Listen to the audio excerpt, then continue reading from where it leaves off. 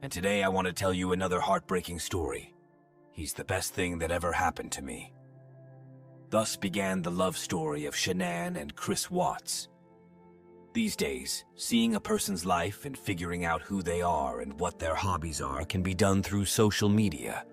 So the life of a happy mom, a wonderful wife, Shanann seemed just perfect on social media. But what we don't know is that underneath those pictures is a whole other life. So when you see a picture-perfect life, know that it's not all that simple. Chris Watts and Shanann Watts were natives of Spring Lake and Aberdeen, North Carolina. They met in 2010 and were married on November 3, 2012 in Mecklenburg Land. Shanann had lupus, an autoimmune disease in which the human body affects its organs, which is why doctors gave her that dreaded diagnosis of infertility. But Shanann and Chris did not despair, and two glorious girls were born.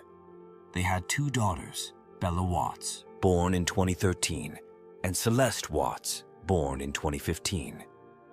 For 2 years, they lived in a 5-bedroom home in Frederick, Colorado, purchased in 2013. Shanann and Chris's life was going very well, but in 2015, the family filed for bankruptcy. Chris Watts worked for Anadarko Petroleum as an operator, starting in January 2015. Shanann was a spokesperson for Lavelle, a health and international collaboration company that offered a brand called Flourish. Despite the financial difficulties, the husband and wife worked and endeavored for the good of the family. They seemed to have it all: a beautiful family, a comfortable 5-bedroom home, and wonderful expectations brought on by Shanann's 15-week pregnancy. It was to be their first boy. Despite her lupus, Shanann was always energetic and spread positivity wherever she went. She worked hard to be a good mom, and at her job she sold Thrive for a marketing company called Lavelle. The Watts family seemed happy, and Shanann often posted about their beautiful life on social media. It really seemed like they had the perfect life until that August night when Shanann came home when everything changed. Shanann returned home from a business trip to Arizona around 1:48 a.m. on August 13, 2018, after her friend and colleague Nicole Utoft Atkinson dropped her off at the airport. Chris was home babysitting over the weekend, while Shanann was on a business trip. Later that day, Nicole became concerned when Shanann missed a scheduled pregnancy doctor's appointment and didn't respond to text messages. After she missed a business appointment, concerned friend Nicole went to her friend's house around 12:10 p.m.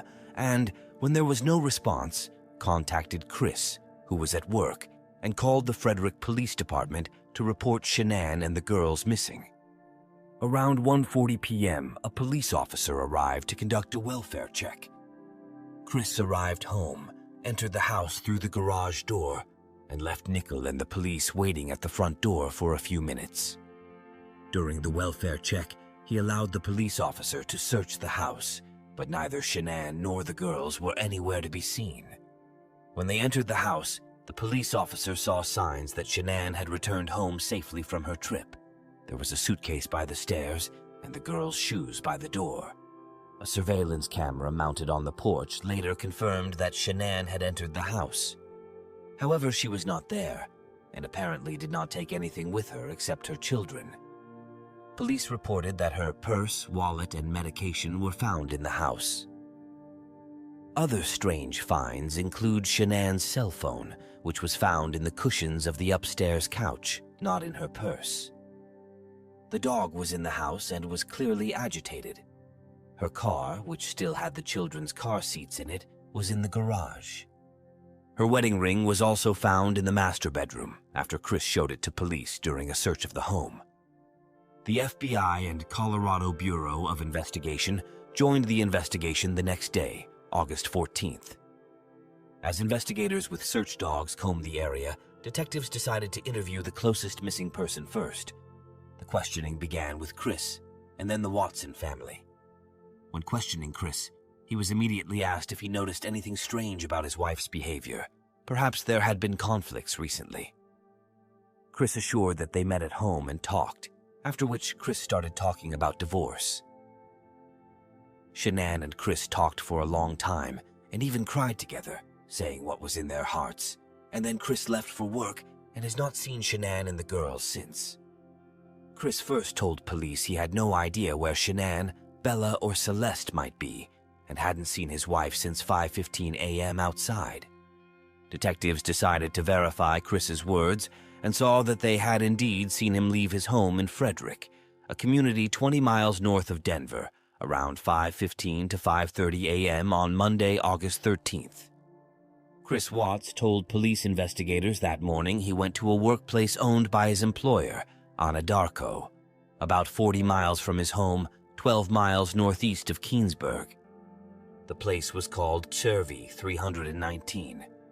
But the next thing police and a neighbor's surveillance camera could see was that other than Chris, no one else left the house. Later, Chris Watts was also interviewed by Denver television stations outside the house, begging them to come back and tell them how much he loved his wife, and especially his children. Assuring people of his grief, he continued to say that, "My children are everything to me, and Chris can't even imagine life without them." It was decided to continue the questioning with friends of Shanann and Chris. The friends also talked about what a wonderful family they have, but still found the closest friends who revealed that Shanann had gone to live with the kids in North Carolina for a month for the time being. Meanwhile, Chris, who stayed home, resented and complained that he didn't want a third child. Tensions in their relationship had peaked a few days before the incident. At the time, Shanann was on a business trip and noticed that a huge amount of money had been debited from her card. Shanann felt that Chris was cheating on her. Of course, Shanann called her husband and demanded an explanation for what was going on. Chris assured his wife that he had spent the money on dinner and said he had been at the baseball game. He swore he was completely alone, proving that he wasn't cheating on his wife. In other words, the seemingly perfect family had its own problems that friends, neighbors, and loved ones couldn't see.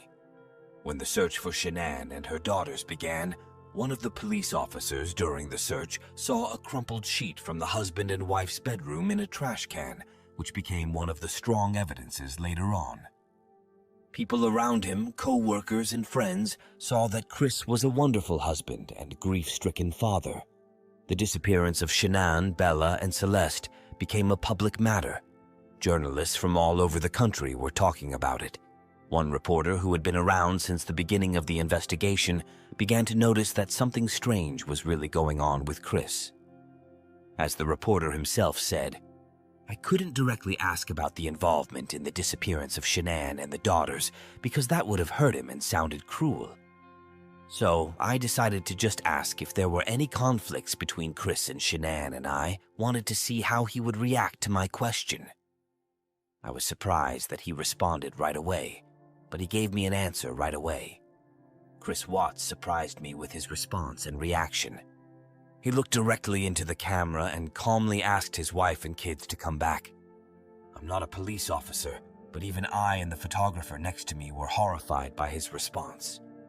The police and detectives could not understand the strange disappearance of Shanann and the girls, as the cameras showed that they never left the house. Continuing to watch the surveillance cameras, the police saw that Chris was packing something heavy wrapped in a white cloth at 5:30 in the early morning hours, but they weren't sure exactly what it was yet. So detectives decided to conduct a polygraph examination on August 15th, 2018. During the interrogation, the detectives reported that Chris did not pass the lie detector test and already realized that he was clearly not telling the truth. Before making a confession, Chris asked for a meeting with his father, after which he told his story, which shocked absolutely everyone. Chris began to tell that before the disappearance he and Shanann had a quarrel, after which he told his wife that he regretted his marriage to her. Then, according to Chris's version, he heard scary noises coming from the children's bedroom. And when he came in, he saw Shanann massacring their youngest daughter, Celeste, and then doing the same to their eldest daughter, Bella.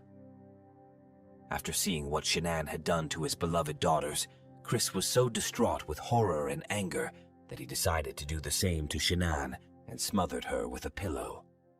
Chris assured the police that after he told about his desire to divorce, Shanann told him that he would never see their daughters again.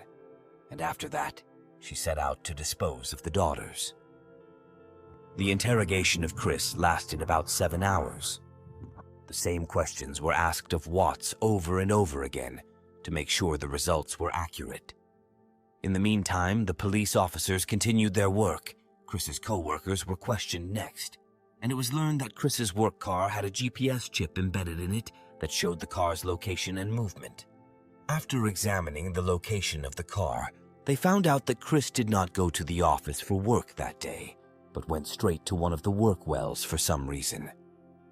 Next, the cops wanted to look at as large an area as possible and hooked up a drone to see the well area from above.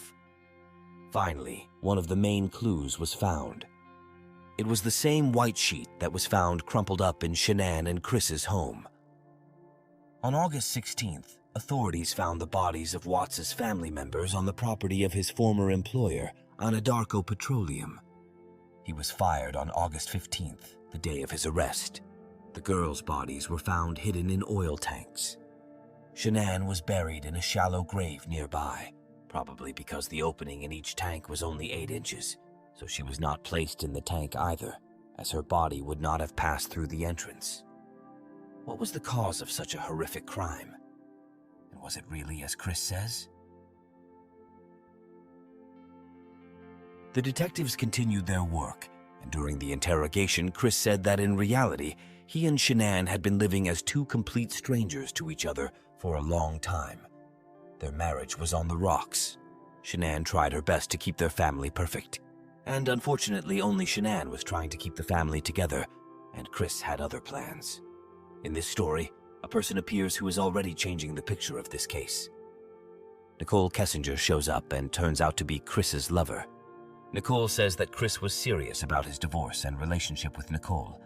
This is evidenced by the facts and evidence found later: postcards, correspondence, song lyrics, joint photos with the girl. Chris assured Nicole that he would divorce his wife, and she believed and even helped him find an apartment where he could live after his divorce from Shanann. As the facts later showed, Shanann was not wrong. Chris really cheated on her. And that huge sum of money was indeed spent on a romantic dinner with Nicole, as Chris called her.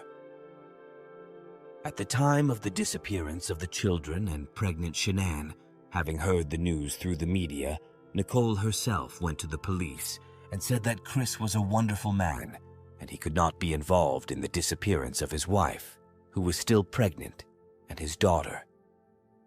But one thing has already been proven. Chris is lying and knows something. If we talk about Chris and Nicole Kessinger relationship, it is worth saying a little about their acquaintance and relationship.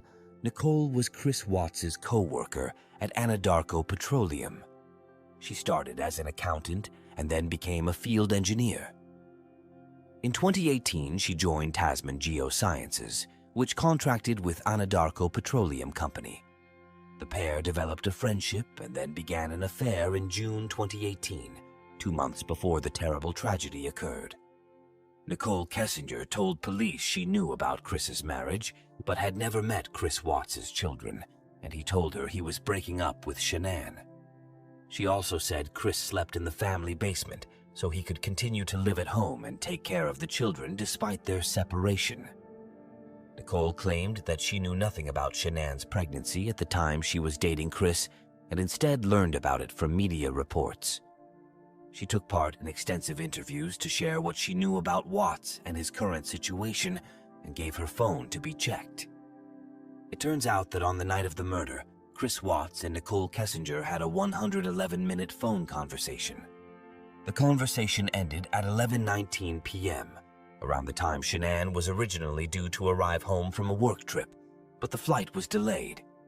After it was revealed that Chris was having an affair and the divorce became a point of conflict with Shanann, detectives continued the interrogation, asking the same questions over and over again. Evidence pointed to Chris knowing something else. After many hours of interrogation, Chris did tell and confess to investigators from the Colorado Bureau of Investigation about his terrible crime. It turned out that on the night of the murder, he attacked Shanann in bed after telling her that he no longer loved her. He claimed she threatened to leave him and take the children. Watts then drove 45 minutes to a remote oil field with Shanann's corpse in the back of the truck and his still-living daughters in the back seat. Before burying Shanann in a shallow grave, Chris said he strangled Celeste in the back seat. After dumping Celeste's body in a field, he returned to strangle Bella, who begged for her life. As he was about to kill her, Bella screamed, "Daddy, no!" And those were the last words she said. The whole country, family, friends, Shanann and Chris Watts were in terrible, indescribable shock. No one still couldn't believe what had happened. Nicole Kessinger ended her relationship with Watts when she found out what he had done. On August 21st, Watts was indicted on 3 counts. He was denied bail during his first court appearance. At a later hearing, his bail was set at $5 million, with him required to post 15% of that amount for release. Watts pleaded guilty to the November 6th murders. The district attorney did not impose the death penalty at the request of Shanann's family, whose members did not want further deaths. They supported his decision to accept a plea bargain. On November 19th, he was sentenced to 5 life sentences, 3 consecutive and 2 concurrent, without the possibility of parole. He received an additional 48 years for illegally terminating Shannon's pregnancy and 36 years on 3 charges of disposing of human corpses. Many speculate as to what exactly drove Chris Watts to the point where he was capable of such a brutal act. What could have driven a man to murder his wife and 2 innocent daughters? Shanann undoubtedly had flaws, as we all do. She was a busy woman with a perfectionist's approach.